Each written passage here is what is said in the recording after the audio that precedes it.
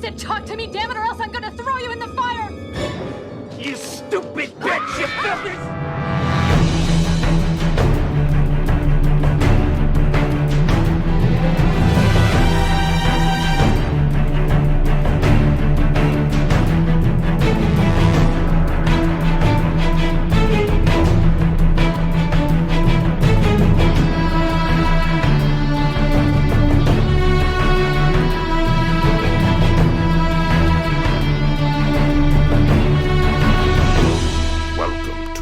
Flyover State of Fear. Welcome back to Flyover State of Fear. We are with Kayla and Chris from Cult or Just Weird. How are you guys doing? We're doing good. Yeah. Now that we get to talk to you guys again. We're just happy to be back. Yeah. I know. We were talking just beforehand how, like, you thought it was before the pandemic, pre-pandy. I was like, it's mid, we were like, it's mid or even sooner, but it was like almost 2 years ago, which is crazy. I have no sense of time. I'm sorry.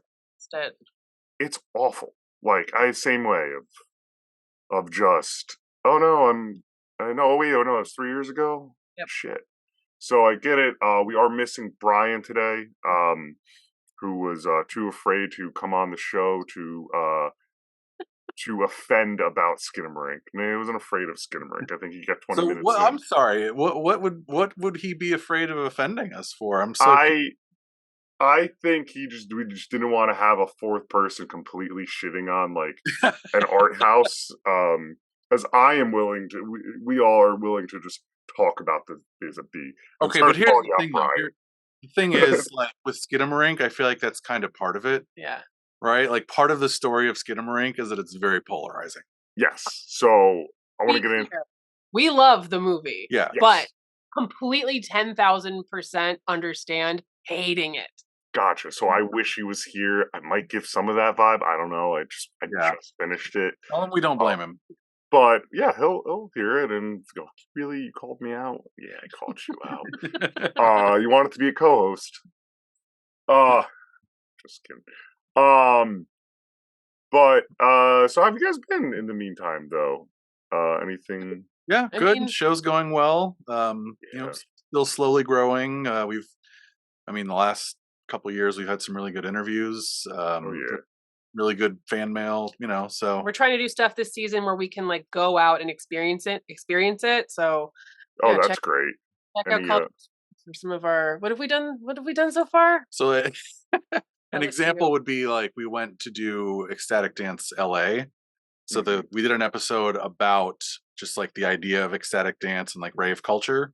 Oh, interesting. And so then we went to an actual event here in LA. We went to a beach rave. It was a beach rave, a silent disco beach rave. With the headphones?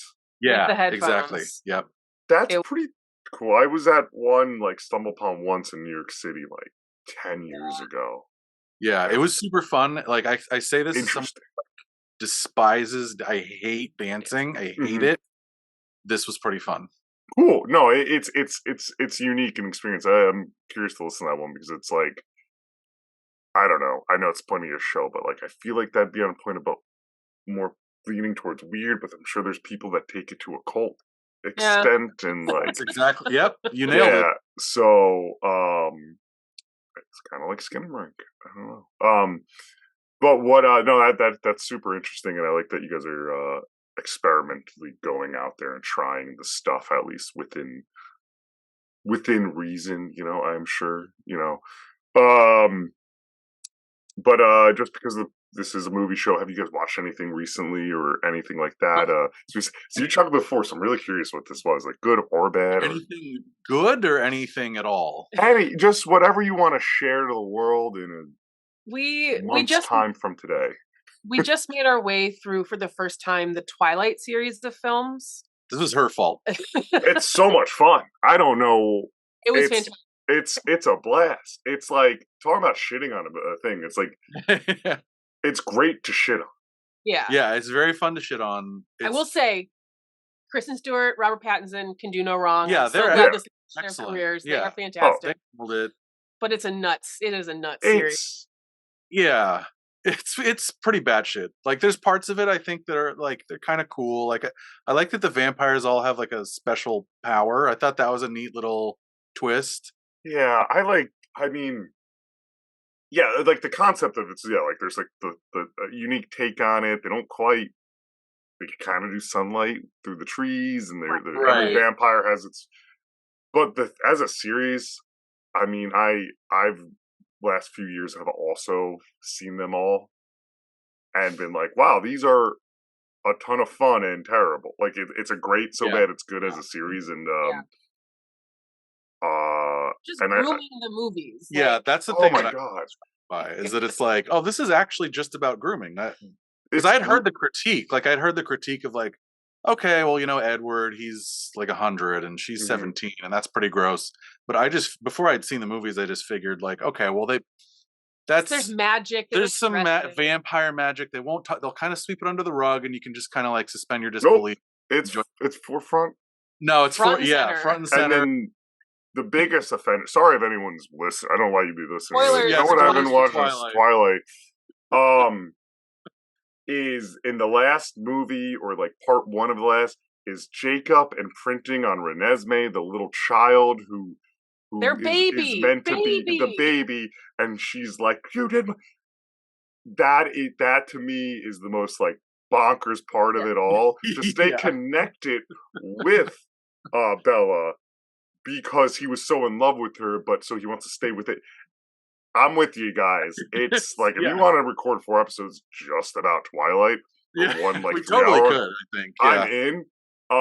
Because at the same time, it does feature that part 2 or whatever, one of the funnest like murder action sequences, battle sequences. Yeah, the fight was pretty good. Heads getting chopped off. People beans. And then like the first movie is sorry you got me on a Twilight right now. The first movie is like interestingly like artistic in a sense, like it's a female director, there's certain things done that are done from a certain point, and then second movie comes and they abandon all of that, and it's like more from like I would say the male gaze and everything else, and like Bella the whole thing is just there's so much to it. I'm once again word vomiting about Twilight. It kind of switches, like it kind of goes from like a romance movie to like a Marvel-ish like epic action. Yeah, and then like the wedding, and then there's body horror, and like right after the wedding with her giving birth, and then you have like the creepiest looking like puppet child ever put on screen since like Mac and Me. It's fucking. Well, I'm so happy you brought out. You didn't tell me that before we recorded because. And I asked before, you just gave a chuckle. This is. It's a great series of films. Go do a watch. Enjoy yourself. Yeah, highly recommended. I got nothing to add to that. I'll just move right into Skinamarink. So, it's a prequel to Twilight, right? Yeah, Skinamarink, the famed prequel to Twilight. Right. Famed. We could spin it that way. One of the things. I'll save that. But a big thing about Skinamarink is it is kind of a blank slate to kind of do with what you want with its story. Right. So the summary is from Google, and we do this. Just Google is I read a line. It's usually accurate or completely not. This is one sentence, and I think it's accurate.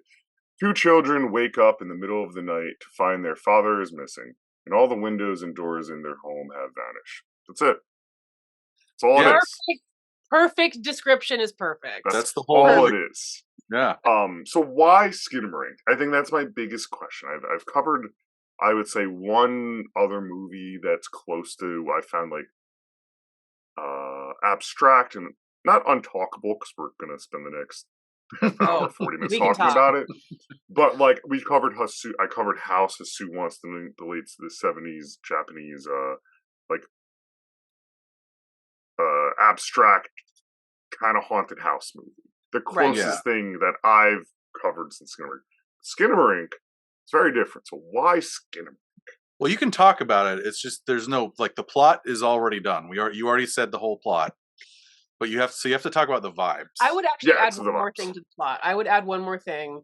in addition to all the windows and doors being removed, the children slowly realize an entity is sharing the house with them. I would add that, but it is a little bit spoiler.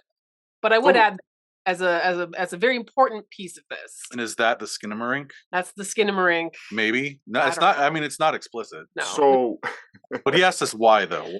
Okay. So the why is my fault. Very sorry. No. I've been meaning to get to this why but I just like, what is the why?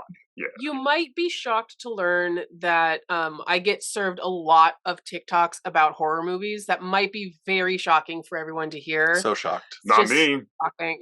I get it. And so this movie, it started in the festival circuit, and I started getting served TikToks from folks who were able to see it in its early days of the festival circuit, basically saying like, this is the scariest movie I've ever seen. This is the kind of movie I've never seen anything like it. I can't even accurately describe the feeling that I got while watching it. I'll try to describe it to you. And I was so intrigued by the way this was being described by people who were seeing it in those early days. And you were showing me the TikToks. I was showing you the TikToks. I remember seeing the TikToks clearly. Yeah. It got those. The TikToks were so hype. It got attention to me. Absolutely. I helped. I didn't watch it at the time. This is not kosher, but I helped a TikToker find the movie. Oh, that's and see. Yeah, that is something that happened. Which, saw a thing and said, "Go here," and they listened. But yeah, I remember those TikToks. I mean, the buzz of this and word of mouth were like none other. And it's funny. I'm just so you and everyone listening. This is purposely open. Closet. The house is dark. Yep, that's on theme. Yeah. I'm looking at it, but as you were talking, but so that got you interested. So did you watch this in the theater or in at home, or like when did you guys watch this? In the theater. We've seen it twice. Okay. We've seen it twice. We saw it twice in theaters. So I became deeply obsessed with the movie. It was like all that I could talk about for a very long time. Yeah. Got the tickets for like 2 or 3 months. Yeah. Got the tickets as soon as I possibly could. I was having nightmares about the movie before I saw it, just based off the trailer. Yeah, the trailer came out. The trailer was mad scary though. Yeah. Like that was one of the scarier trailers because it was just. I guess it's interesting. Like usually you think of the trailer as not really being the full movie, but this, like the trailer for Skinamarink was like, no, that's what the movie is. It's just I don't think I watched an hour and a half of that. Oh, you should watch the trailer. I watched the TikToks, but I like the trailer. You should watch the trailer. It's okay. Just the movie, but it 30 seconds instead of an hour and a half. It's just very scary because it's very like, I think the vibes aspect of it like kind of is in a concentrated form in the trailer. So it's pretty freaky. It's vibes. That's the movie. Yeah. So I gotta check trailers are sometimes the scariest part of a movie that's not scary is the trailer they cut, right? Like, yeah, it gave me nightmares. That's not crazy. I honestly think I'm gonna be a little like heady tonight. Just like it said, this movie's fresh for me today. I wish I saw it in the theaters. I had multiple opportunities. I remember a couple indie theaters in Jersey seeing, they had it before the AMC run and talking to a friend about it. And then we never pulled the trigger on it and then had AMC run. That's the most impressive thing to me about this. I mean, your budget's $15,000. It's a art house, basically a student film. Yeah. Goes on to grossing a 2 million, 2.1. And incredible. That's the horror ROI for you, right? Yeah. And the word of mouth. It moved like was like a knife through butter, the word of mouth. Yeah. And it's crazy it got a theatrical run. I mean, because this is right at the same time as comparable to just in the horror world of like how Terrifier 2 got a theatrical run. Right. $250,000 movie, grosses $15 million, gets this AMC run, people are passing out. A couple months later, hey, there's this another one. It's fucking crazy, and I can't, like you said, I can't explain it. And that's the most baffling part of this whole thing is right now, like I'm a Blu-ray collector and all of that stuff. I could go buy a steelbook of Skinamarink, like a Blu-ray or a 4K, which makes no sense, of Skinamarink, but I can't get it of True Lies at Walmart. What? True Really? Lies? It's a Walmart classic. True Lies is not on Blu-ray. I just using that. It's James Cameron's holding that in the abyss hostage. I just muted just because we have an ambulance going by. I just want to make sure you don't hear it. Oh, you're good. That's what's the Skinamarink-ness of it all is mind-blowing. I still see TikTokers today, the DVD collectors going, "Oh, picking up this one and go to Best Buy." I haven't watched it, but I heard crazy things. So today I did watch it, and I want to let you guys know I tried to make the best atmosphere I could. No one's home. My wife's out. Everyone's out. Great.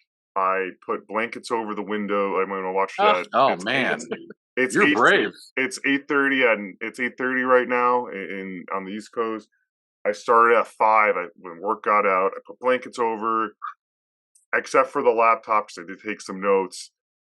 Ran it through and wanted to get us submerged because that's what you said before, Chris. Is it's polarizing, right? Like, there's two types of people that watch this movie.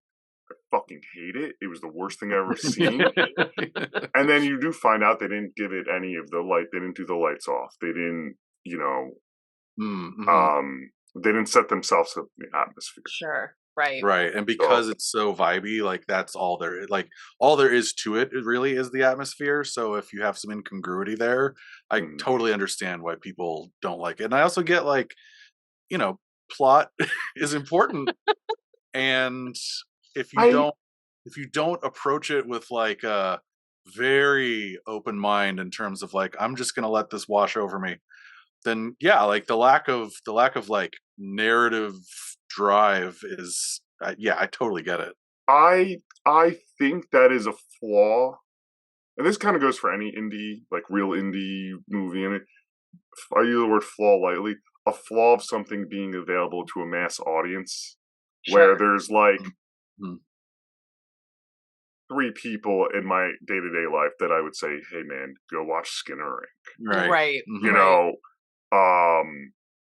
But like, I wouldn't. A normie, 98% of people, I'd be like, "Nah, you go watch the Pope's Exorcist." Right. I will also argue that I think that if one is unable to see this movie in the theater, I don't actually know if the theater is the best viewing experience. I actually think the best viewing experience might be in bed on your laptop at midnight with headphones in. Ooh, fuck off. That. That might be because it's and I know we'll get into the meat of the film at some point, but it's a very intimate movie, and it has, while it's not analog horror, it definitely has some elements or some inspirations of analog horror. So I think that means that it can be appreciated on the laptop. It's not like putting in, Alien and trying to appreciate on your laptop. You can appreciate this movie on your laptop with the headphones alone at night, like you're watching something that you shouldn't be. That's a great point. I like that you said you're watching something that shouldn't be, because I was texting some friends about this afterwards. What do you think? Blah, blah, blah. And I said, it feels like the movie that tweens, middle schoolers, whatever, dare themselves to watch or watch at sleepovers. Like, I have to imagine kids are doing that currently. Kind of like how we just covered when we covered the Blair Witch Project and things like that. Like, that's what it feels like. It's more of a horror experience than than a movie, like I said, than a good movie. Like, I don't know if we'll come out of this conversation in a review show, but being like, yeah, it kicked ass. But it's terrifying. I mean, like I said, I'm comparing my experience at home. Like, it was light out when it started, so I don't have any lights on. It's getting dark out. I know I'm gonna be freaked out the minute I walk out. And when I was watching it, so it was like my wife's birthday, like a month ago. And she likes to keep the balloons as long as possible. And God. Okay. No. So in the edge of her thing, there's like big happy birthday, like body size. And they're just that because they're kind of deflated, so you hear the. Oh, They might get popped tonight, to be honest with you. yeah. You don't want that out of the But corner. it was Yeah. not helping it was helping my experience, but it was also like I was creeped out.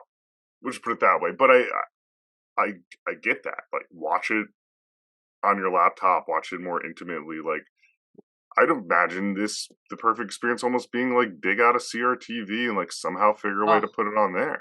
That would be great. I mean, it really is like the viewing experience of like playing Bloody Mary when you're 12. Like that's Still scares me. I can't. Yeah, You just said it. I'm like, oh shit. He's able to really get my goat if we're in a dark room and there's a mirror. If you start saying, I will literally leave. I cannot. I can't. It's funny. Candyman's one of my favorite movies, but I can't sleep in a room with the mirror facing me because of that to this day, because I was so traumatized as a child. So it's funny you bring, but it's all the same equipment. That was the exact vibe I got. I think one of the most interesting. Let's kind of start in the movie is also the first thing that comes to mind, right? Or at least for me is when I'm looking at it, I'm like, why is this an hour and 40 minutes? Yeah. Mm-hmm.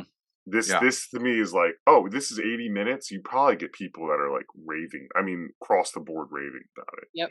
But I've come to the conclusion that the time is very purposeful for the amount you're supposed to spend and get annoyed and creeped, like tricks to be played on you. I agree with you. I think that it's and I see that is a criticism often is that it's too long. It could have been done in an hour. It could have been done in 75 minutes. It could have been done. I think that would have been a different movie and a different experience. Like this needs you to feel the uncomfortable length. This needs you to be lulled in multiple times to then be. It needs you to have that uncomfortable experience of when is this going to be? I mean, when I was watching the movie the first time, I literally was, when is this going to be over? Is this over yet? Is this over yet? Can I look away? You don't get that part of the experience if you shorten it down to the director did a lot of YouTube videos before this. You don't get the same experience if you shorten this to a YouTube video. No, so that's a great point, and that's why I say I wish I saw it in the theaters. It would really like defer me, at least myself, like not pulling out my phone, not doing anything. I'm here, and it's not really one where you're going to be like, wow, I'm munching on candy and drinking soda and popcorn. Like it's not. I mean, I was watching it eating through my fingers. Like I don't tend to watch things through my fingers. This was like I'm shrinking in my seat. I am putting my hands to my face. I am looking away. It was a very visceral viewing experience. Yeah. In theaters that first time. And I think a lot of that has to do, right, like the looking through your fingers, and that is as a trained, like we're all trained viewers of like story and movies, and you're like waiting for the jump scare. I'm waiting for like the demon to pop out or whatever the thing is. And it really never happens in that movie. Like the movie it happens, but the movie really like gross term, but like edges you the whole time. Yeah. And if you hear there, like the best thing it has going for it is that it doesn't let you have a release. No. There's no you've been tortured. Yeah. It is 1995. I know we've just kind of been talking about the vibes and everything in this, and there are parts of the movie that they did really stand out. And the way it does start off is we have like the dad. There's like a dad figure, and he's like he fell down the stairs, but he's fine. But then things just disappear, and we're left with the two kids. Right. And even if the dad's talking, I mean, it's like off screen. It's he's on the phone presumably with some other authority figure or something, but it's not even that's not super clear in terms of like presentation. You essentially never see a character's face in this film. Well, it's a lot like, yes, you're absolutely right. Character's face and the parents is like they use cartoons. It's a lot like old cartoons. You'll see their feet and just them talking, and then you see the action of like Tiny Toons running around. Right. I mean, that was the thing. Like you said, it's analog in the sense of like everything going on with this movie, and the consistent sound of like the record, like if you leave it on and play, like that fuzz, ambient scratch, and it grains Weird all the way up. noise. Yeah. That first, so that all that we just talked about, where that bit happens in the first 15 minutes, and I was trying to figure out, okay, what's going on, and especially the first 10 minutes, the darkness of everything, to me, I think it wants you to see things in it and move and go for it, and whether it's there or not. And but then it sounds weird. It does pick up a bit when the kids start moving around, and and one thing I found interesting, what it is, because of the type of movie it is, I didn't expect it to have full blown credits in the beginning. Right. Yeah. Not because I thought it was found footage, just because like it did the credits. I thought it was interesting. There's a dedication to Joshua Buckhalter. He was the audio. He was in charge of all the audio, and he tragically passed before the movie was filming. And then were able to basically get all of his audio instead of re-recording it, and it's partially a tribute to him to use all of that. And that apparently is why some of the stuff is a little dumbed down, but it adds to the experience of what we're seeing. The visual noise and the audio noise are also an essential part of the viewing experience, because the filmmaker wants your ears to play tricks on you. It wants your eyes to play tricks on you. It wants to take advantage of like lulling you into this, oh yeah, there's just like a static white noise sound, and then the second they like play a shocking, jarring tone, it really gets you. Like it does that visually as well, where you're staring into the darkness, you're peering into the darkness. Am I seeing something? And I'm not seeing something. And then when a jump scare does happen, it's extra. There's like 3 of them, the jump scares, and they destroyed me. All fucking got me. Yeah. Yep. Yeah. And I will tell you, as somebody who watched it twice, we watched it once in the regular theater, and then we were lucky enough to see it a second time with a director Q&A. So we were to go see it. Oh, that's amazing. With I haven't even mentioned his name yet, Kyle Edward Ball. It was incredible. I mean, like the second they announced it again, I was like, I was buying tickets. I was like, we have to go. I don't care when it is. I don't care what day it is. We sat in the front row. I fangirled out a little too much. But don't we have a picture? We do have, we can send you the picture. Can send that to you. Yeah, please do. Picture. But watching it a second time, even knowing exactly where those jump scares are, it didn't make it better. It was a different experience, but it didn't make it better. No. It made the anticipation worse. Yeah, so much of that movie, so much of it is about the anticipation anyway. So like knowing where they're going to happen, like just feeds back into that.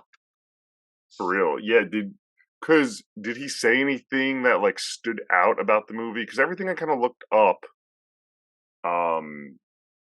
was he's very much like, it's on you. It's on you, the viewer, to determine everything. You know, he did maintain that vibe even with the Q&A. He even said something, I remember him saying like, I put in certain things in the plot that I'm kind of waiting for people to pick up on. He did mention, I've seen online people talking about how this is an allegory for child abuse, or this is an allegory for parental divorce, or this is this, that, and the other. But he didn't say either way, yes, it's that, or no, it's not. I have that quote. I mean, I've literally the theory list up there, and you just named like basically all of them. It's like child blues. They're in purgatory. They're dead. I personally like the one where it was the director just fucking with us. It's all in there. I pulled, I Googled, like, what was, so the first thing you look up is, like, what's the point of Skinamarink? Like, Google will give you a little, click on it. This person wrote, its purpose is to be nefarious. It just wants to terrify us. It's to bring us back of, like, little kids running around and being scared at night. And that's what it feels like. To me, the house they set up felt like a familiar house I've been in and walked around at night and been afraid of. Yes. That was his childhood home. Okay, yeah, it makes sense. It reminds me of like my cousin's home or something like that. It's very unnerving. Right. Like you go to visit your grandparents, and that's kind of feels, and it's everything's a little bit unfamiliar, but also a little bit familiar. Yeah. The promise of the movie before we saw it was, I don't know if this was from the director or where we heard the idea of like, I think it was from the director. This movie is trying to recreate the feeling of like a deep nightmare you had as a child. And I went into that thinking that that's a very tall order. And I feel like it was, for me, very much delivered upon. Like, there's sometimes you have this experience of like, you remember when you were a little kid eating McDonald's ice cream cone, and in your memory, that is the most delicious thing in the but you go back and eat a McDonald's ice cream cone now as an adult, and maybe it doesn't hit the same way. And then you go to like, randomly you go to the ice cream shop down the street and they have a custard and you taste it, and it is the taste of your memory. It lives up to the memory more so than the actual thing does. And I feel like Skinamarink does that as a movie. It somehow translates to the adult experience what those childhood experiences were like. I get memory taste. Yeah. Yeah, the memory taste. It's like the end of Ratatouille. Yes. It's like the end of Ratatouille. No, that makes a lot of sense. It feels like, so I don't know about you guys. I like, for most of my life, it's gotten better now. I get a lot of sleep paralysis. Oh wow. Yeah, it's gone away, but it's kind of, but this is a similar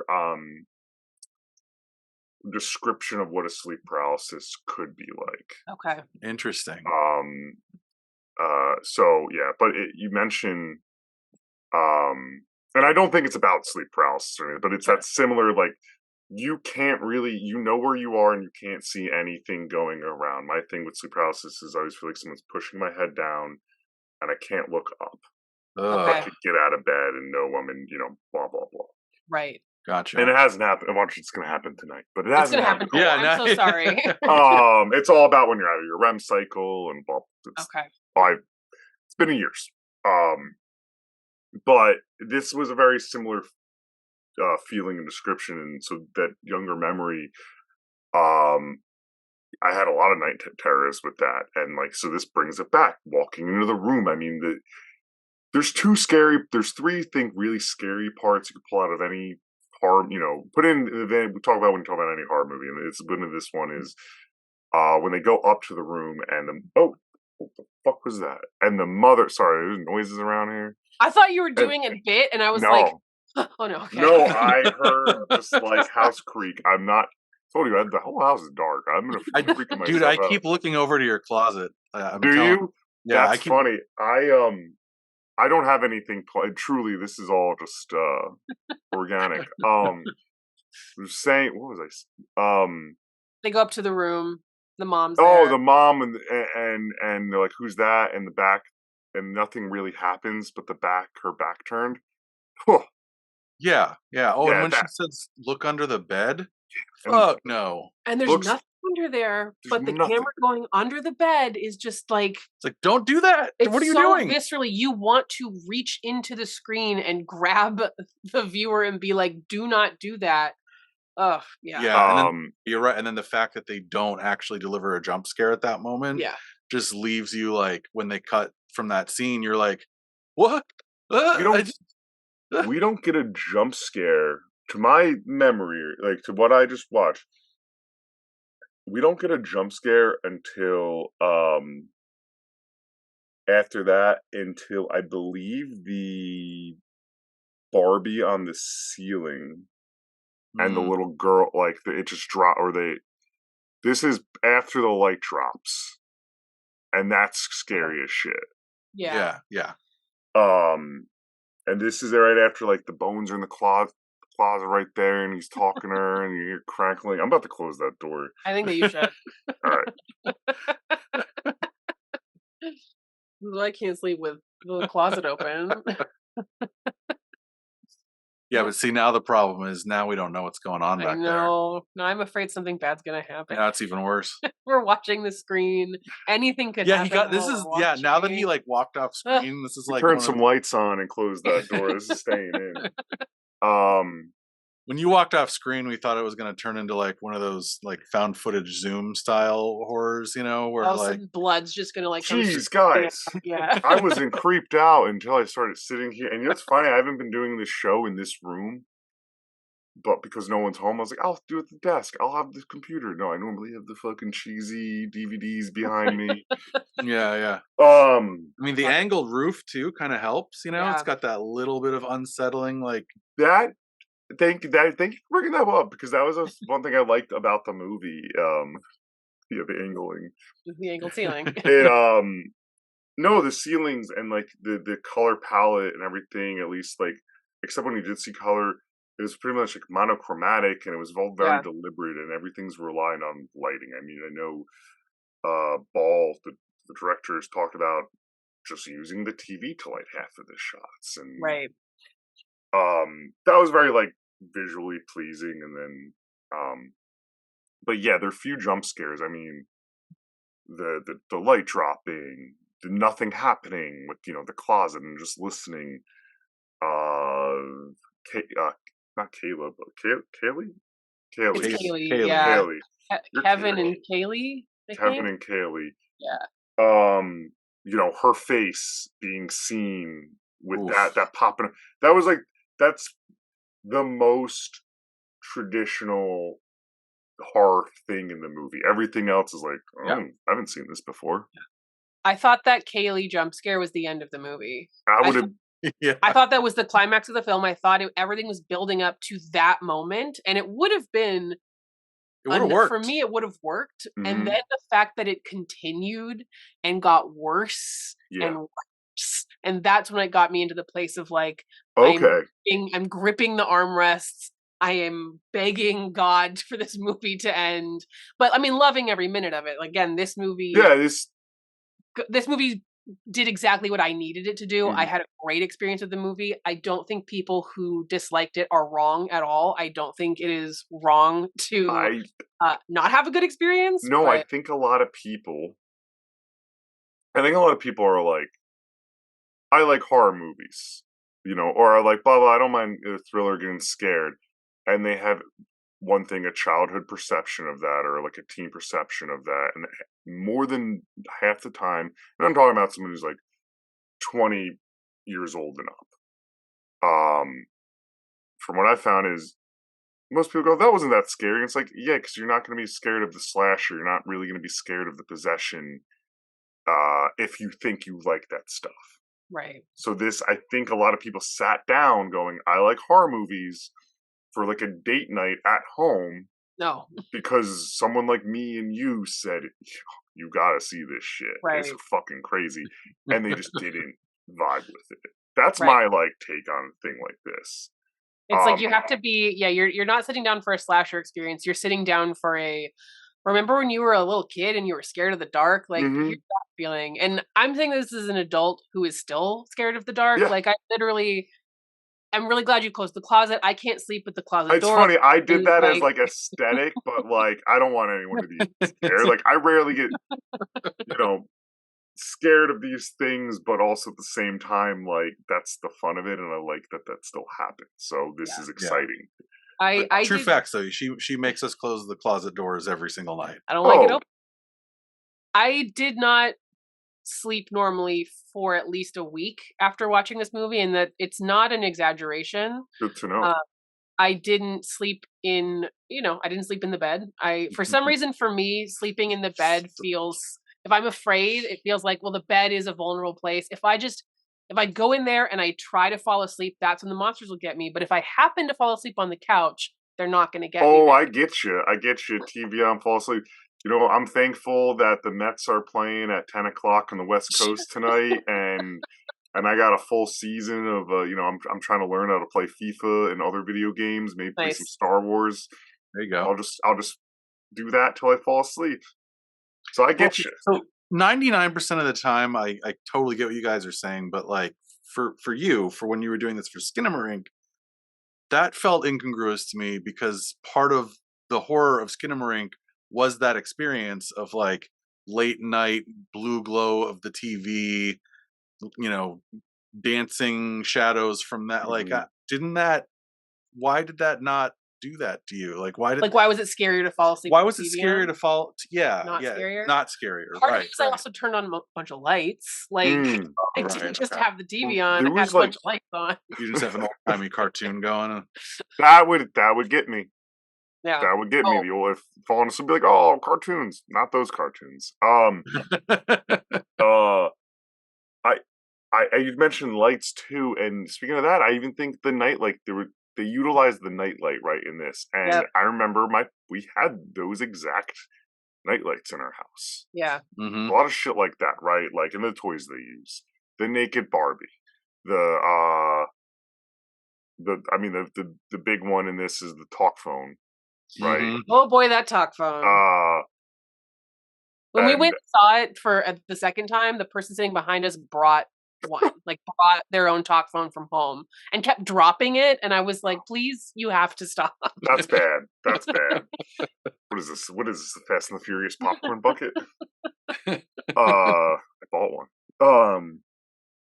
But yeah, it's these, I'm just looking at my notes again, it's these like slow camera pans, and then like we trying to talk, it's hard to go through the plot. I'm more of just like this and that happened. So like, all of a sudden things are on the ceiling and around, and Kayla, I think you mentioned that, there is an entity in the house dealing with the children. Right. And then at one point, the entity then goes, okay, stab yourself in the eye and remove, doesn't, a little before that, removes Kylie's face. I'm Kylie. It's just I think it's Kaylee. I think she's Kaylee. Kaylee, not Kylie. I think it's Kaylee and Kevin. Yes. Removes Kaylee's eyes and mouth, and then like I'm jumping way ahead here, like well towards the end of the movie, like Kevin is like, why'd you do that? And he's like, because she disobeyed me. Yeah. And it's like, what the fuck? She wanted her mom. She wanted her mom and dad. And the entity, I'm sure everyone picked up. I don't know if there's anything new to add. It talks like how I know I talk trying to be scary at a little kid. Yeah. Like what do you want to do? Like this. Right. Sorry, not trying to say, but that's like that has to be on purpose. That's what every child talks like. Right. When they're trying to like be like a demon or something. Right. Yeah, it has that voice, and it's like they did some interesting like layering with the audio. It sounded like maybe it was recorded in multiple different tones. Oh, they played it like it's an inhuman sound. Yeah, the whole movie is very whispery. Like everybody who's talking, and again, it's mostly the kids. It's in whispered, hushed tones, so everything feels like you're everything does feel like you're half asleep. You're in that like in between place where you can see things, your eyes can play tricks on you, your brain can play tricks on you with, like you brought up, the sleep paralysis, and that voice too feels disembodied and inhuman, but I mean was human, but it has that quality of like, if I were a kid this would be really scary, and you've put me into the place of being a child again, and so I find this really scary. So have you ever, or both of you, have you ever watched a movie and felt like that? I mean, as an adult, whatever, to be in place of a kid and feel that way. This is only really one other time. I'm not saying scared. Like that's what it felt like to be a kid and be scared. I have one example for myself, but what if you guys have any? Yeah, I want to know because I would say no for me. Like, and there's other movies that I think are scarier and more disturbing, but not in that way. Not in the like, this makes me feel like a child and scared of things that children are scared of. It's different, right? Like, exactly. There's movies that are scarier or sat with me longer, and I know some people. I'm going to share my movie in a second. I know some people one of my buddies was texting about this. He's the one who was like, Skinamarink. He's afraid of Skinamarink. He goes, oh, I hated it. But then I kept thinking about it for 10 days, And that's, I got a text. I logged this on Letterboxd. Got a text from my friend Sam. Can't wait to talk about Skinamarink with you tomorrow. I'm like, all right. So this to me, and I'm more getting creeped out talking to you guys about it, to be honest, than I was watching. I watched in the dark. There were times where I flipped the light on with the last 10 minutes going because I was like, I don't know what the fuck's understandable. Gonna That's understandable. That ending of that movie is actually fine. I didn't flip the lights on. I ripped the blanket off the window because it was still so bright out and it was a lot more dramatic. No, the movie that did this to me, one scene, not the movie, one scene was the original the first Conjuring in the theaters. The two girls are in bed and they're sleeping and it's pitch black and she's like, there's something, the way it was directed and the kids acted, it described being a child being afraid perfectly. Talking about sitting in bed and not feeling safe. Yeah. That, like, something's fucking there, and it's going, like, your sibling going, shut the fuck up. And then the demon things, like, cryptic ladies, like, on top of the armoire, and it's, like, real quick. Yeah. I vaguely remember that. I need to go watch that movie. And no, that's a good scene. And the movie itself is scary, and, like, it holds up pretty well, but, like, it's not as scary as ever the first time you saw it. That one scene is what, for me, is what the vibe of Skinamarink fully wanted to be. And that's the whole time I'm like, you're waiting for that fucking demon-looking thing popping up, and it doesn't. Right. Look, it does it so well. I might go back in and give this stars on Letterboxd after talking about it with you guys. I mean, by the time you get to the end of the movie, and I don't know if we want to spoil. Do you spoil? Yeah, we can spoil. Oh, yeah, this is just talking. If you're clicking on the link to listen, it's to learn about the movie and talk about the movie. So full spoilers and probably by this whole time. By the time you get to the end, and the final frame is as close to any sort of payoff as we get in the movie, is the hint of a face that is implied to be the entity. Oh, I am so that face at the end. Yeah, that's the entity, my guy. That is the entity coming to you, and I think it's possibly ambiguous, but the entity seems as if it is addressing you at that point.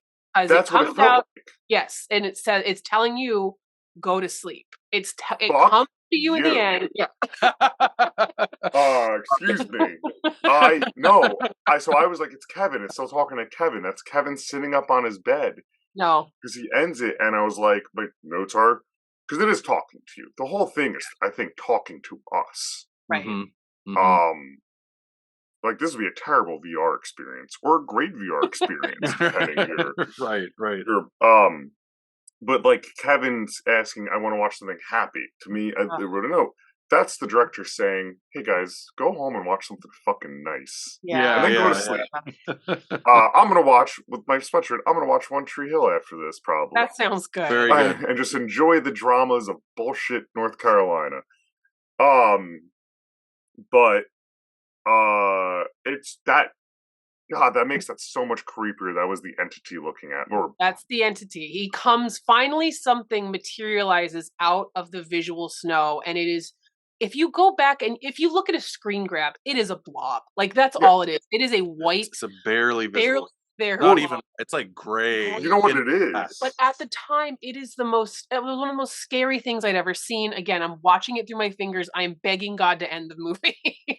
And it says the end, which was like, oh yeah, I forgot. Yeah. Right. Yeah. You're also waiting. You're waiting for that, that pop out, right? You end sinister, and the ghoul pops in the face of it, and you're like, well, that was unnecessary. So this changes everything. That was that end. That exact shot is. Are either of you like have bad eyesight? I have terrible eyesight. Okay, I have terrible eyesight. I talk to you about it all the time. Yeah. Like real bad. Like can't move without my glasses or contacts in. Same. That's how things look without your fucking glasses. Yep.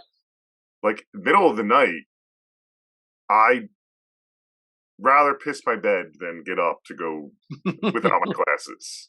I used to sleep in my glasses. Like as a kid, I slept. I ruined many a pair of glasses because I could not fathom waking up in the night and not being able to see, because God, what if you woke up in the night and you saw the entity and you couldn't see clearly? That's what it looks like. Yeah. Geez. So yeah, I full like was like, okay, that's Kevin sitting up, and he's faceless because basically everything's been faceless. Right. I like that I have confirmation that it's the entity. I mean, again, Kyle Edward Ball says like, put what you will on this movie, So, like this is your experience. So if that is a better interpretation for you, like I wouldn't say it's wrong. this is what I can come kind of the conclusion of like the Kyle Edward Ball thing. It's not a bad thing. It's a really weird example I'm going to use. Is do you ever hear like these are terrible people? I don't condemn them. The advice that like was it of Ivanka Trump or whatever? What's the daughter? That's Ivanka. That's Ivanka got from her father. It's in one of the books. I've heard this. I haven't read the books. Is don't give any opinion. Don't say anything, and everyone will just project what they want on you. And a lot of like celebrity, and I've heard it from them. That's why she does it. That's why that's why people all have that harsh of an opinion about blah blah blah. A lot of celebrities do it. A lot of it's easy to do if you just say little things and they go this. That's kind of this movie. I mean, yeah. It's not even. It's like, hey, put a bunch of stuff out there, and I really want you to guess and figure it out. And I'm never going to give you an answer. Right. That's kind of what's going like crazy. The section of it, right? It's like, yeah, but was he? I mean, I texted a friend, and this was interesting. He was like, I have a theory, and I'm just going to read a quick text. It's like that. It's actually a reverse haunting. One of the kids, the boy, is dead, and it's their point of view from being in the house, not realizing they're dead, with possibly an abusive father. Yeah. And I'm like, geez, that's a good theory. I think he did say like he may have heard it from somewhere. Shout out Jeff, Cannonball Jeff, but he, like,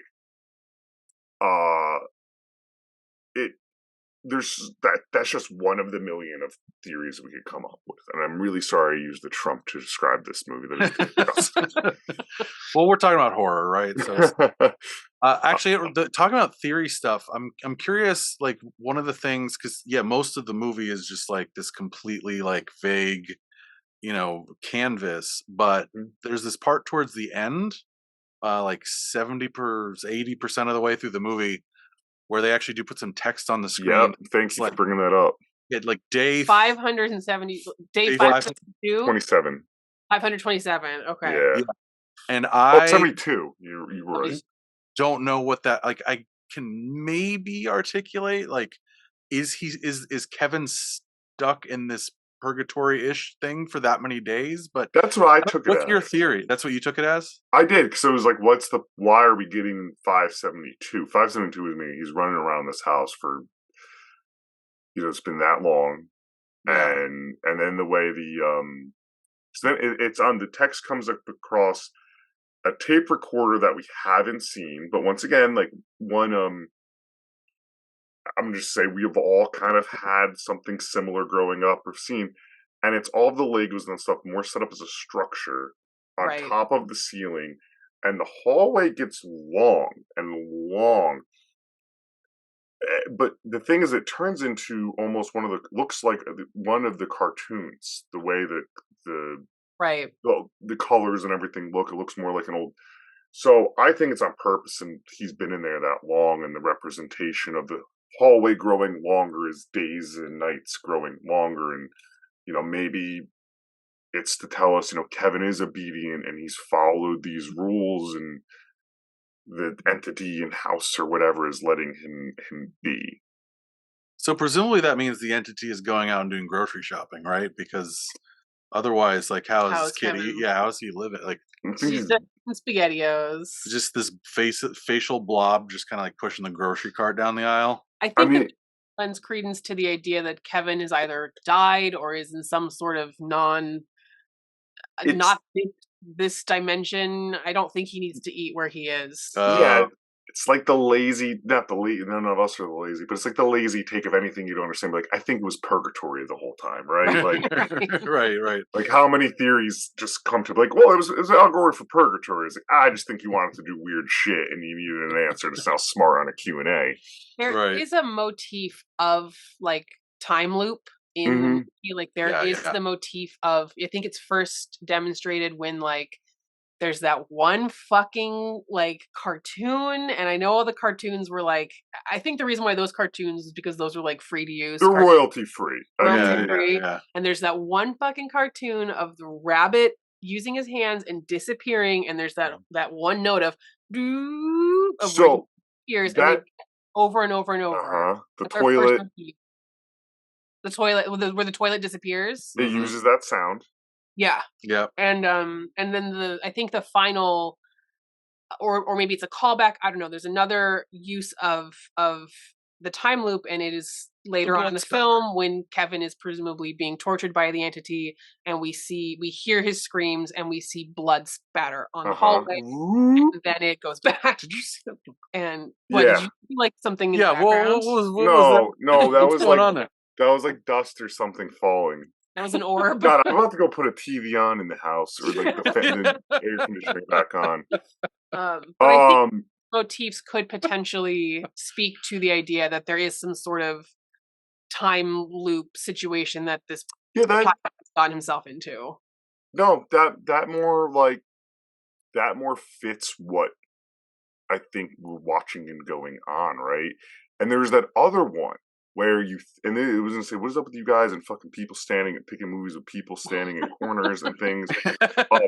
Something that looks like someone, but it also could just be a doll or a toy, and then it disappears.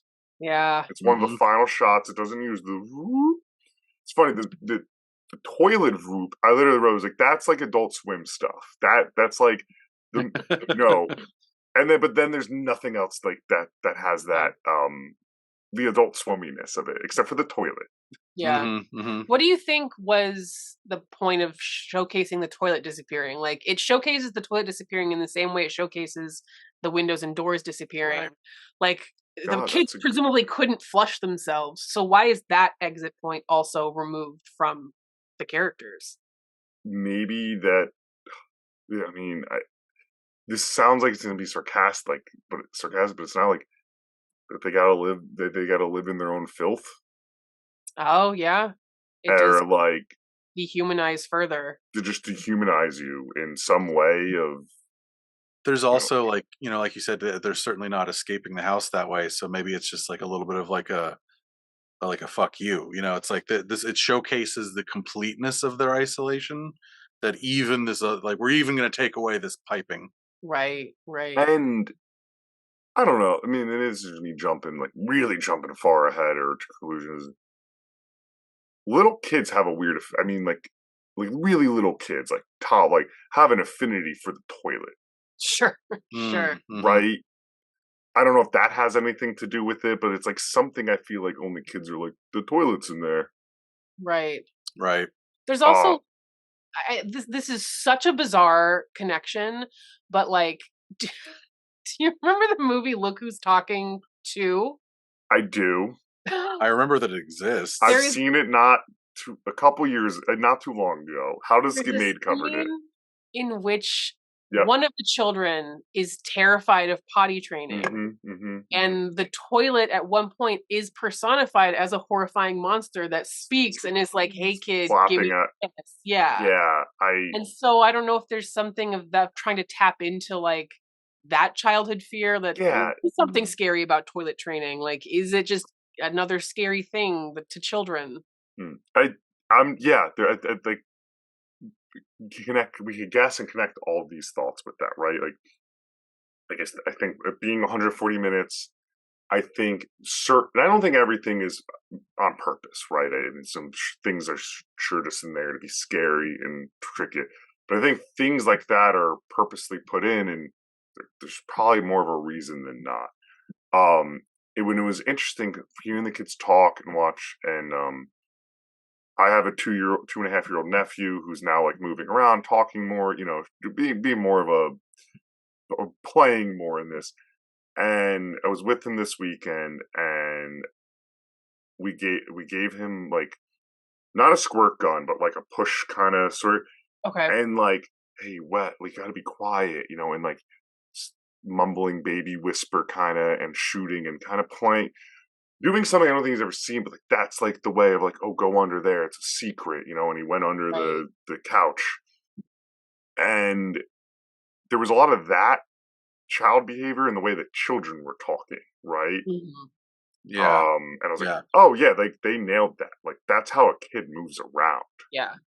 The walking on the carpet, the the not wanting to go upstairs to turn the nightlight back on, just all, I mean, capturing those specific those like very specific aspects of childhood. I mean, that's what got me about this movie.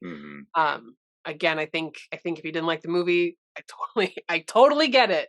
But those are the things that allowed me to buy in so fully. I think, and talking to you guys too with it, and to get a movie like this and like it, right, and to get creeped out by it, like you have to be an empathetic person, even though there's not much going on. Like I don't like I think you have to be a watcher that feels shit, and not everyone is. Right. I mean, I do find that if and when I recommend this movie to folks, like I don't think I've recommended it to any parents without kind of giving the warning of like, this actually involves like the main characters are children and it's children going through terror. Like I think that could be a really hard watch for some people. For that reason of empathy. Just like new parents or things like that, or so that's good. It's a good note to give to recommendation. Like you're dealing with kids and it's terror, and it's not kind to the children. Yeah, it's not a movie where we see come them out succeed. of it. Yeah, the kids aren't scrappy enough to get out of this situation. It is devastating. I think the movie also pulled some, like, speaking of kid stuff, pulled some visual cues, and this is way too much of a stretch, from the Are You Afraid of the Dark intro. Oh, that's too much of a stretch. That blue lighting. The blue lighting, the swings going, there was, that clown statue, not clown, it's like a... there's a clown statue, I'm pretty sure. Yeah, it's a clownish statue. Yeah, there's a clown statue, there's a big fan, it's just very... Our intro for the Dark is very abstract. Yeah. And, like, that's what a lot of people... I love that show. I still watch it today. But that's what a lot of people remember it being, as the intro. Right. And the music. And, I mean, that, you said audio. Audio is a huge thing. The music to this, using the non-domain cartoons as your soundtrack, like, fuck off. Yeah. There's been a couple times where I've like turned on you turn on something to fall asleep to, and it's like old music from a radio in the background, and I'm like, I can't do that anymore. And they'll usually have like a Tom and Jerry like thing going. Yeah, that's ruined. That's ruined forever. Certainly for sleep. Yeah, it's. I wonder what it's ruined forever. I wonder what the life of this movie is going to be after the after like that hype died down, right? I mean, like it's still there. I think people are still like, oh my god, this, and I'm curious to see this October, your like spooky season, if it gets back into we're firing up Skinamarink because we want to get creeped out. Right. Yeah, that's a great question. I'm not sure it has the rewatchability of something like a more classic October movie. It doesn't have necessarily the rewatchability of like a Halloween or a Jason X, or it's a completely different style of movie. But I think that what you said earlier about like it being kind of like a challenge of like being as like another version of Bloody Mary, I think that will have legs.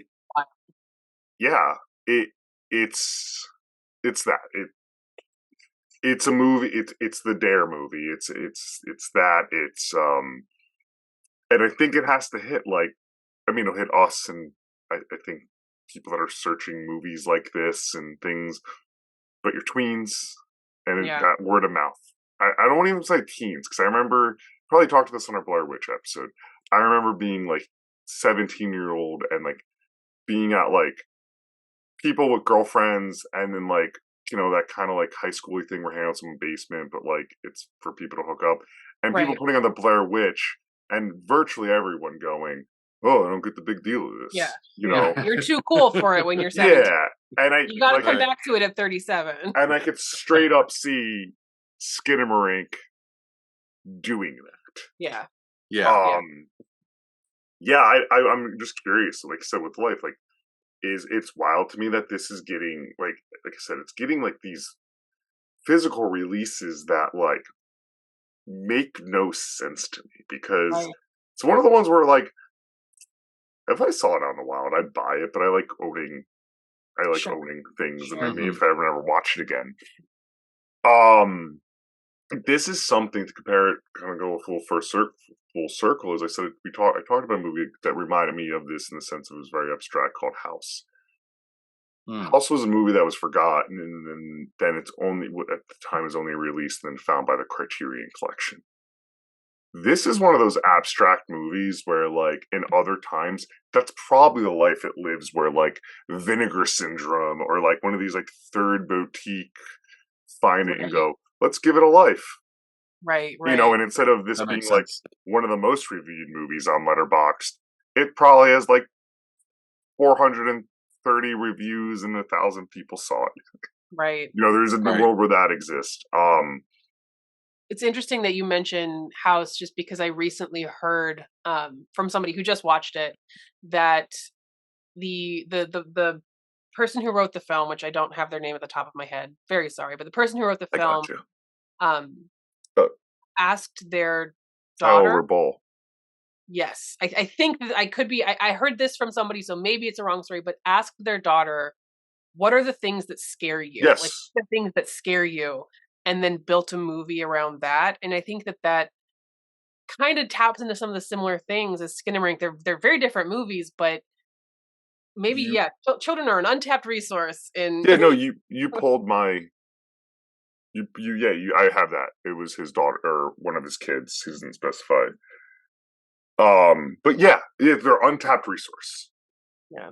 They you were scared of as a kid, and you will probably scare people with that still. Like, those fears exist in us for a reason. And I think that something like Skinamarink taps into shared fears we had as children, and like those things are shared fears for a reason. Like, you brought up your sleep paralysis. Mm-hmm. A lot of folks who suffer from sleep paralysis, and I'm obviously not saying this for your benefit, but a lot of folks who suffer from that tend to share similar experiences or see similar things. Mm-hmm. And that makes me think that whatever's going on with sleep paralysis is tapping into something universal, the same way the fears that are presented in Skinamarink is tapping into something universal. I think that's the best horror movies do that. They tap into something that is some sort of animal fear in our deep brains. That's what it is. It's a flight or flight. It's an animalistic, just deep, and that's what's going to get you. And if you don't have that, that's why it's not going to hit. Sure. It's like, anyone would be afraid of, like, I'm trying to think of something really scary, but it's very just like the stranger situation of, oh, people came to kill you, got nothing to do, and the way it's done. 10 out of 10 times, everyone's afraid of that movie. Right. Or the concept of it. Right. Home invasion is but if we share it all, and for the most part, we all sounds, at least three of us, shared an experience growing up at some point that reminded us of something going on in the Skinamarink. I mean, the hallway with the titty light bulb was my senior year college apartment hallway. It was terrifying. It had that, the titty light. Boob. Yeah. Yep. And like, now my wife, girlfriend at the time, but didn't like walking down that hallway. It was very old and creepy. And this movie does a good job of putting it all together. I think it also has, I think there's a specific, I think it's going to hit specifically for people of a certain age. I was just about to ask that. Thank you. Yes. 95. Like, I think that folks around, of our generation, it's tapping into something that we share. And then again, just talking about the analog horror thing, analog horror seems to be very, like the generations coming after us seem to be very captivated by that. There's something about our childhood experiences that is even scary to them. They didn't experience it, but they look back at the style of media we were experiencing and physical media and the things that we were going through and making their own horror movies about it or horror videos on YouTube. I would love to show this movie to my parents or your parents or somebody's parents and see, like, does this scare you in the same way that this scares me and others who came out of it? The interior design of the house I'd love to do is something that I would wonder how that affects people generationally, right? Because like that's, we talked about that way back at the beginning, but the house reminds you of, like your uncle's place, your grandparents. That's what it was. Like, not my house for some reason, but a relative's house. Exactly. Someplace that would be would that be true for like, would my grandparents watching that think that like, oh, well, that's my house, that's not scary? I don't know. That's a great point. I mean, like, I think I could logistically get my mother-in-law to watch this. She's pretty Please do. yeah. Please do. My parents, no. They would just go, this is dumb. Like, I know that. My mother-in-law specific, I think, and that's a good point because you're right. The younger, the Gen Zs are obsessed with that era of like the 90s and early 2000s, and what you brought up makes me think of, this is a rarity where it's 1995, but they're not giving us the fake version of the colors and the things. It's just kind of how the year reminds me in the movie. I mean, I'm 92, so I'm 31. So like, I do remember. I remember that time in the 90s is what I'm trying to say. Without like, I mean, not 1995, but the type of toys, the cordless phone, the fucking blue TV with the green outline numbers in the corner. And you don't see that like in a movie that's like, we're represented in 1995. Like they're gonna go like block. The scene in the movie is someone's gonna go good Blockbuster, drink on their skateboard. Yeah, on their skateboard and drink like a branded Coke of like Space Jam or something. Right. Crystal Pepsi. Crystal Pepsi. Oh man, that's another tangent. There's a great Human Giant bit about Crystal Pepsi. Oh my god. But yeah, no, that's a really good point. So like, yeah, generationally, what is that? Because we're in the same years of a generation that relates, right? And everyone I've talked to is that. Right. And like, I wonder what my Gen Z coworkers think of this. I want to know. I am very curious. I mean, the fact that it went viral on TikTok in that way, like that, again, feels a youthful way for word of mouth to work. The fact that the word of mouth spreads so heavily on this particular app, like that, I think does speak to the sensibilities of the film. Oh, this doesn't get its run without TikTok. Yeah. This is what Blair Witch Project, not Blair Witch, we talked about. This is what like Paranormal Activity was like. Get it in your theater and you got to go online and put your zip code in and the plot, and then you find out years later it was already coming to your theater. It was just a way to get you excited.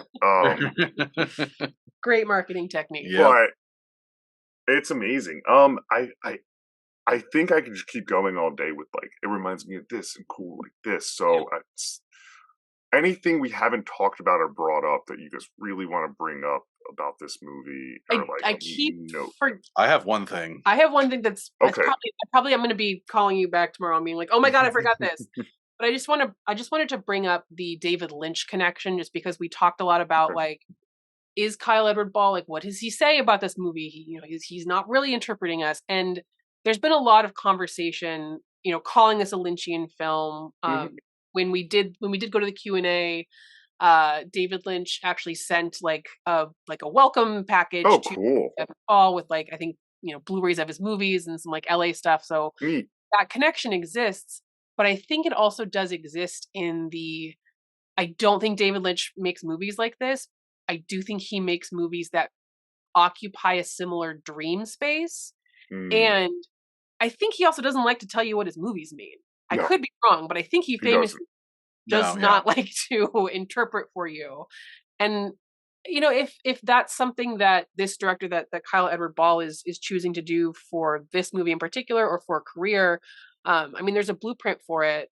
And there is something to say about horror that it's such a conversation with its viewers. It's such a conversation with its viewers, and tapping into that like unexplainable dream space. Like that's more, sharing that conversation is more intimate and is more powerful than the director just simply explaining it to you. So right. I don't know. Yeah, the old adage that you'll never show something as scary on screen as what the viewer will be able to imagine in their own mind. This is the one movie that did that. Yeah, it nails it. Got to the blob at the end, I was like, oh God, I'm so fucking and yeah, and I didn't even interpret it as the fucking blob. I was like, well, that's the kid we've been following. You have to go back and watch it. I need to see what you think on a second viewing, because I have will not heard that say interpretation.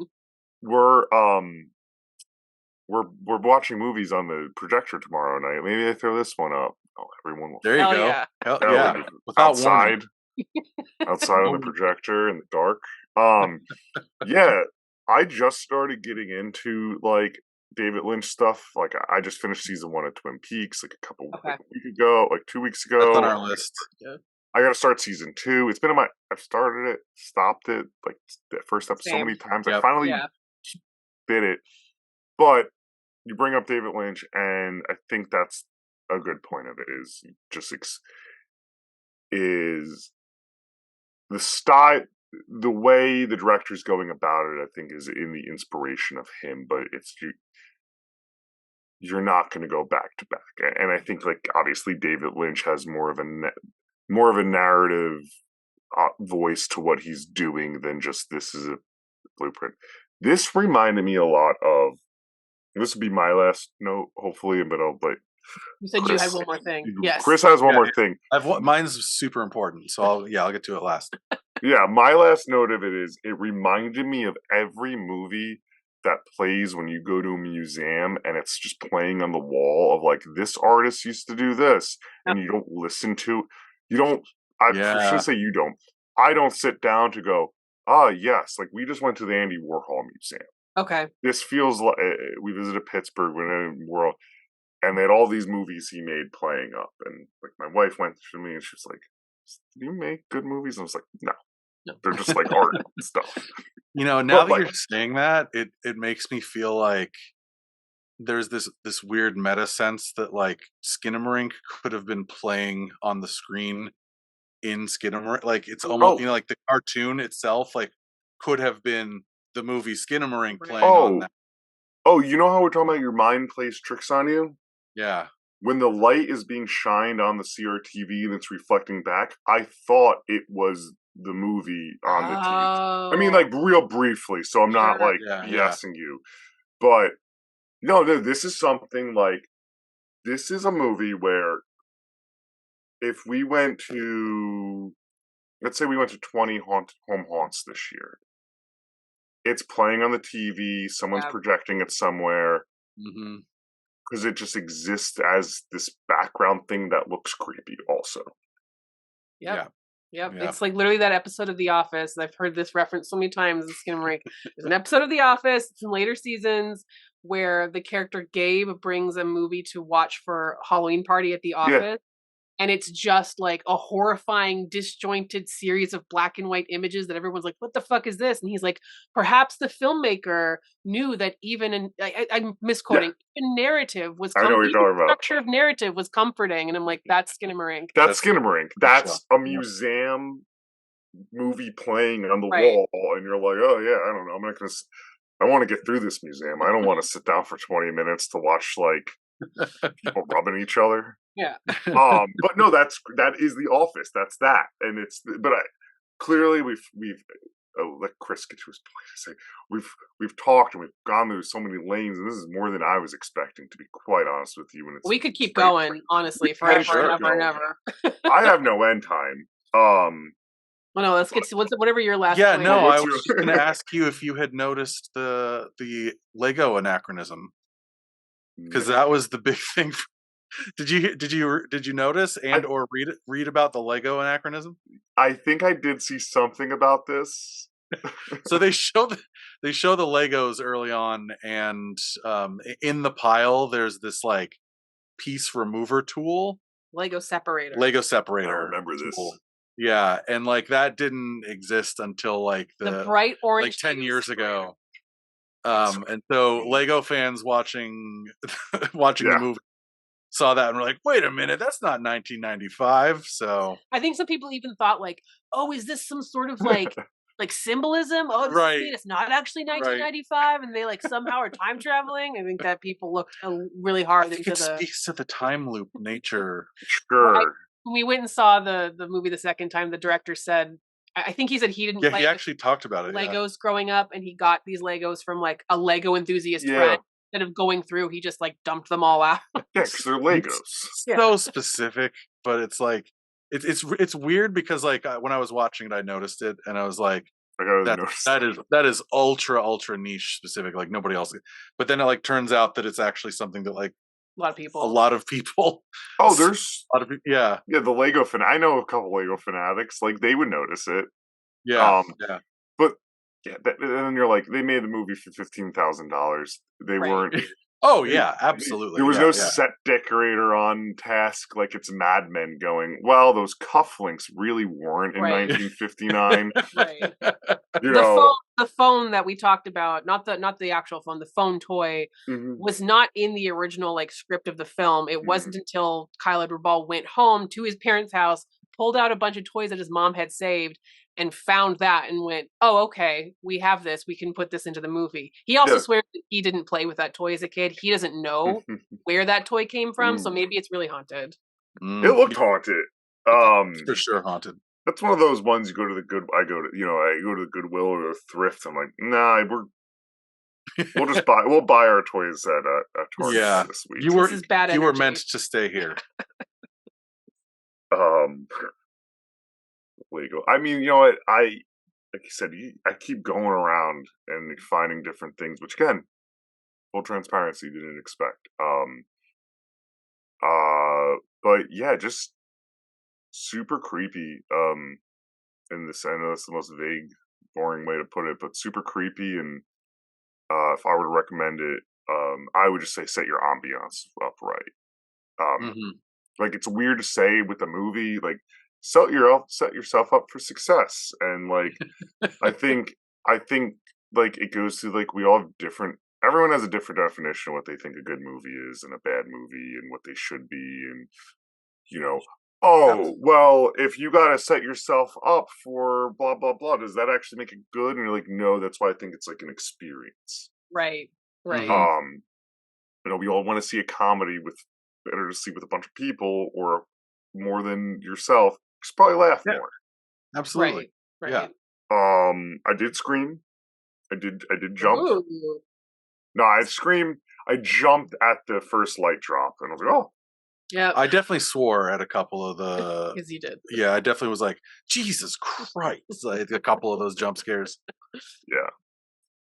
It's like and there's I'm sure some plotty things and words the 45 words they uttered. Right. Sure we missed some. But yeah, I'm content with what we've talked about today. In the sense of like there's a lot here. I just appreciate you sitting down to watch this movie because it's polarizing. It's not okay, there's a motorcycle going by. Oh, you're good. Just didn't pick any of it up. It's not an experience where you're like, cool, I'm going to sit down and watch like The Conjuring. I'm not going to sit. It's not sitting down and watching that. It's not sitting down and watching Sinister. It's sitting down and watching something that's not really a movie. Like no, it's an experience. I want to tell people like, have you guys played any like horror video games? Yes. Like, so the survival ones, like the it's like.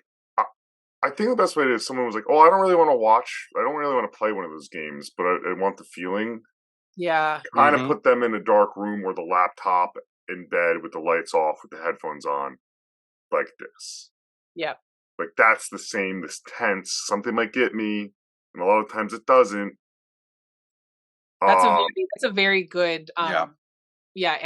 There's horror video games where I've literally put them down and not picked them back up because that feeling's too intense. Amnesia. Yeah, Amnesia, Dark Descent. We'll never finish that game. Too scared.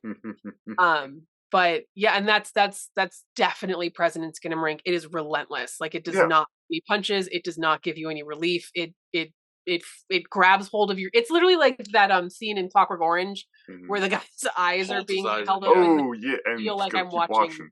Yeah. And I'll also say that now that we brought up amnesia, it also, there's another element of the kids, the fact that it's kids.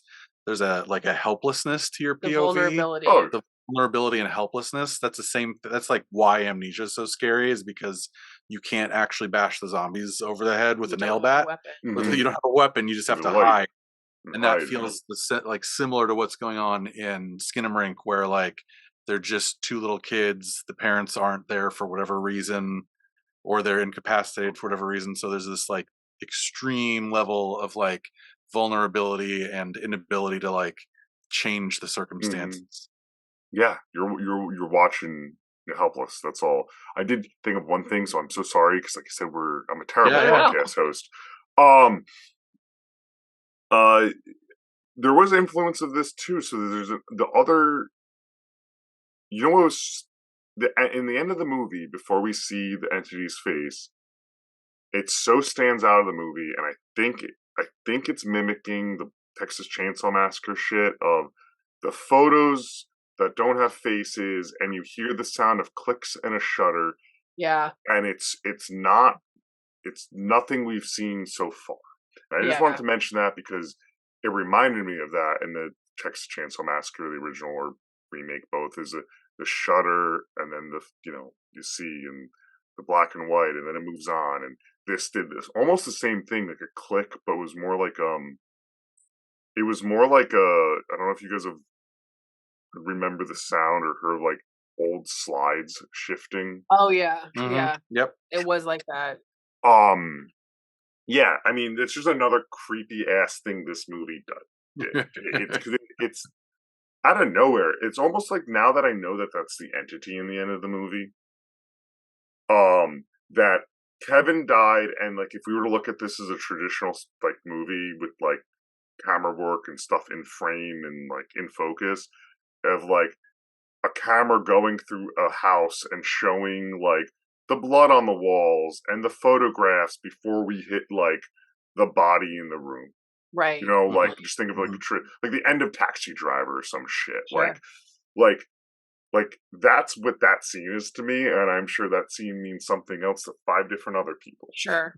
But whatever your interpretation is, what you're seeing is the children being erased from their own photos. Mm-hmm. It was scary. It was very scary. Very scary. But yeah, I mean, it's the silly part is I have a million. I'm looking. You guys can't see it. I have a million Nightmare on Elm Street shit looking at me, and this is what Freddy Krueger wishes made people do in their nightmares. So the poster right here. He cannot hold a candle to the Skinamarink. This guy. Yeah, he cannot hold a candle to the Skinamarink. Skinamarink's gonna get me. I'm literally gonna be. I'm joking. I'm gonna creep out later. Just make sure you have one of those nightlights. Yeah. I'm gonna play video games. There you go. All night. That's better. Don't play Amnesia. No. But anyway, I will end it now.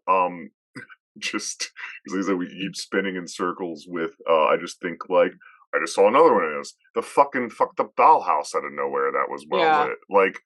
The fuck. As I'm gonna say this is. Thank you so much for choosing this. It was a ton of fun, and there was a lot here to it. So I will watch anything. I asked it before. I'm a broken record. Anything else you guys want to add? And you did it at the top, but where can everyone find Cool or Just Weird and you guys? Yeah, anywhere podcasts I will say one thing. Uh-oh. Yeah, here we go. I'm cool. Don't interrupt the plug, Just saying, Kayla. This movie cost $15,000. The guy filmed it in a house that he had access to using his own things. If you want to go make a movie, maybe there's ways to make a movie. It just felt very accessible. This was not somebody who lives in LA. It's not somebody who had a lot of connections. It was somebody Canadian film. Canadian film. Yeah. I want to make a movie and figured out how to do it on a very small budget. And I really appreciate that. It's amazing. Yeah. And it's a similar budget to Blair Witch. I think 15,000 was the Blair Witch budget as well. About that, yeah. I don't have it up. I think it was a little more, but we'll leave it. But yeah, thank you for saying that, because the ingenuity of its creativity was going to spiral me into another topic, but I'm just not going to say it. No, plug us, go. Yes, Culture Just Weird. We are on anything, anywhere you listen to podcasts. We're on Spotify. We're on Apple Podcasts. We have our own website. If you want to follow us on Twitter, we're at Culture Just Weird. And we did actually do an episode on the movie Midsummer. So we did. A little crossover there for you horror fans. Yeah, I heard my name, and then I was like, I got to message these guys. Yeah, that's RAS. Yeah, that's a whole. Yeah, that's another episode. Thank you so much for having us on. I'm so glad we got to. Again, I could talk about this movie forever and ever. So I'm glad we got to channel that energy somewhere. Yeah, anytime for having us on. Always, you're all the best. Stay frightful, everyone. You know where you can find us. Bye. Welcome to Flyover State of Fear.